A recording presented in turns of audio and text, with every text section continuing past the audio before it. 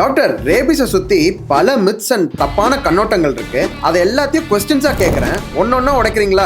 உடைச்சிட்டா போச்சு. எல்லா street டாக்ஸ்க்கும் rabies இருக்குமா? ஸ்ட்ரீட் டாக்னாவே ரேபிட் டாக்னு இல்லவே இல்லைங்க. எந்தெந்த டாக்ஸ்ல எல்லாம் ரேபிஸ் வைரஸ் அஃபெக்ட் ஆயிருக்கோ அந்த டாக்ஸ்ல தாங்க சிம்டம்ஸ் தெரியும். டாக்டர், ரேபிட் டாக்ஸ் எப்போதுமே கோவமா ஆக்ரோஷமா இருக்குமா? அப்படிலாம் பொதுவா சொல்லிடவே முடியாதுங்க. சில ரேபிட் டாக்ஸ் அன்யூஷுவலா குவைட்டா இருக்கும். சில ரேபிட் டாக்ஸ் வெளியே வராம ஹைட் பண்ணிட்டு கூட இருக்கும். அதனால எப்பவும் கோவமா ஆக்ரோஷமா இருக்கணுங்கிற அவசியமே கிடையாது. பப்பீஸ்க்குலாம் ரேபிஸே வராது, கரெக்டா? பப்பீஸா இருந்தாலும் சரி, அடல்ட் டாகா இருந்தாலும் சரி, ரேபிஸ் கண்டிப்பா வரும். So vaccination must. ஒரு தடவை வேக்சின் போட்டா போதும், ரேபிஸ் வரவே வராதுல்ல? அப்படிலாம் இல்லங்க.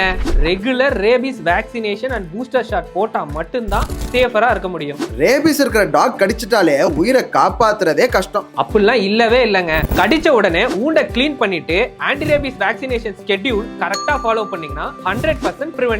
இந்த ரேபிஸ் அவேர்னஸ் வீடியோ உங்களுக்கு பிடிச்சிருந்ததுன்னா பெட் வச்சிருக்க உங்க ஃப்ரெண்ட்ஸுக்கு ஷேர் பண்ணிட்டு வேற ஏதாவது ரேபிஸ் பத்தின மித்ஸ் இருந்தா அதை கமெண்ட்ல போடுங்க. நெக்ஸ்ட் ரீல்ல நாம அதை கிளியர் பண்ணிடலாம்.